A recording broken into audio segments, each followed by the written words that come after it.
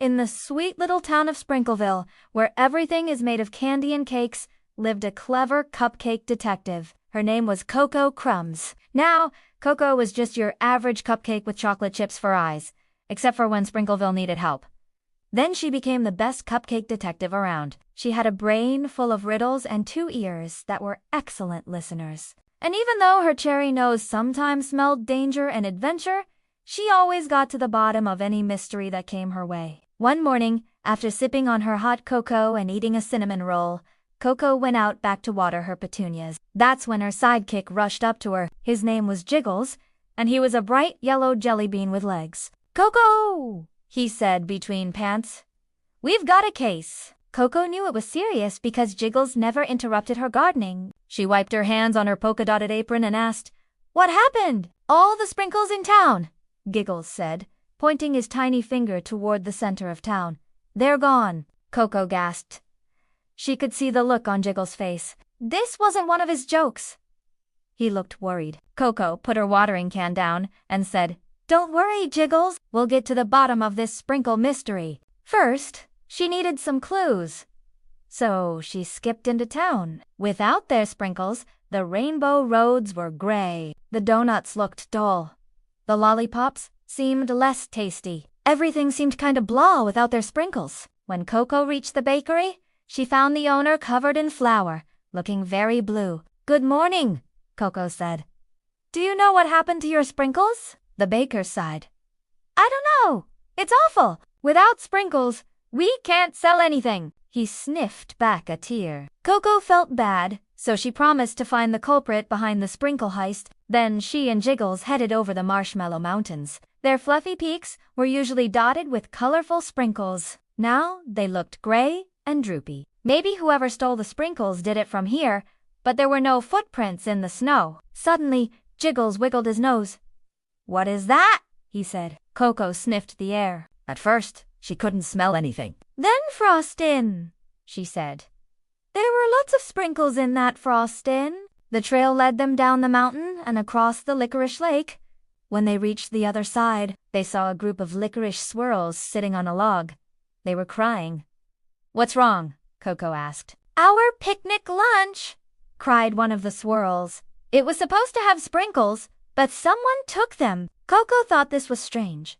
Someone taking sprinkles from their picnic, but why? Unless it was a hungry hippo, but there were no hippos in. Then Coco noticed a smudge of frosting on one of the logs. She followed it and soon arrived at the chocolate moose's house. The moose was known for being very shy, but also for his love of sprinkles.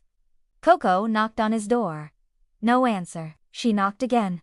Still nothing. So she opened the door and walked inside. The house was dark. Then she heard a thump upstairs. Slowly, she climbed the stairs. Then she heard surprise, and a bunch of sprinkles fell on her head. Startled, she looked up and saw the Gumdrop twins. They were giggling uncontrollably. "You scared me," Coco said. "Why did you hide the sprinkles?" The twins stopped giggling. "We didn't steal them," said one of the twins. "We found these in our treehouse. Whoever put them there must have been very sneaky." Coco thanked the twins and raced back home. Maybe the culprit hid the sprinkles somewhere close to their house. She searched under her bed, behind her fridge, and even in her oven, but she didn't find anything. Just then, Jiggles came running into the house. "Coco, we have to go to the sprinkle factory," he said. "It's not too late. We can catch whoever did this."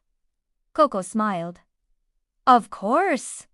What was she thinking? The sprinkle factory was where all the sprinkles were made, but how did Coco and Jiggles get in? It was locked up tight. But then Coco spotted something, a small window by the roof. It was open. Someone had forgotten to close it. They tiptoed inside and saw a big fan covered in frosting.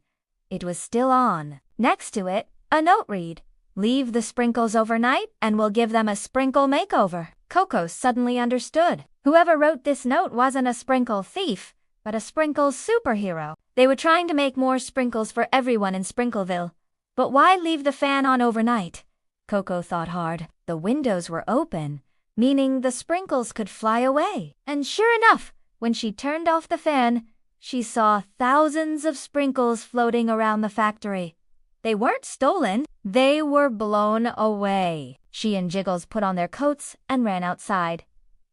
All around town, sprinkles covered the ground. Soon, they had a big pile. Coco looked at Jiggles. They had to get these back to the factory. But how?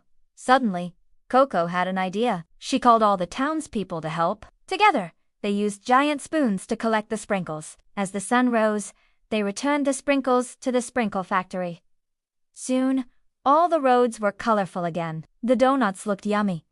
The lollipops tasted better. The bakery owner was so happy. He gave Coco and Jiggles each a giant sprinkle as a reward. They both ate their sprinkles on the way to the sprinkle factory.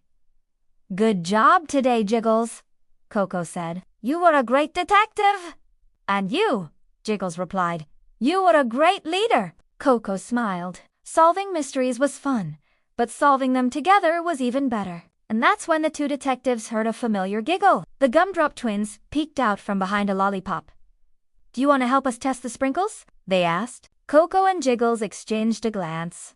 Sure, why not? They both loved sprinkles. After all, as they skipped toward the sprinkle factory, Coco couldn't help but think how lucky Sprinkleville was to have a sprinkle superhero who cared so much about their town. If it weren't for their big heart, everyone's lives would be pretty blah. That afternoon, as Coco was napping, she had a wonderful dream. She dreamed she was flying through the sky with sprinkles for wings. Every time she flapped her wings, she sprinkled the rooftops below with rainbow-colored sprinkles. It was so much fun. Then she woke up with a start. She could hear the sound of laughter and singing coming from the sprinkle factory. She hopped out of bed and went to the window. Below, everyone was having a wonderful time, dancing with sprinkles.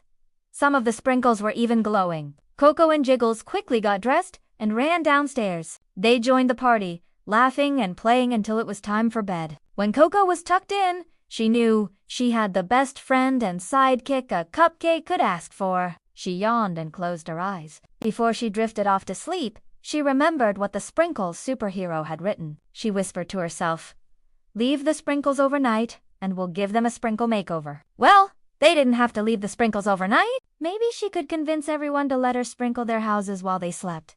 Everyone would get a sprinkled makeover. Coco smiled. She could already picture the sprinkle-covered roofs. She snuggled under her covers and closed her eyes, dreaming of sprinkle-covered rooftops. Now, do you remember what Coco's biggest lesson was? Well, her biggest lesson was to pay attention to the little things. The little things can make a big difference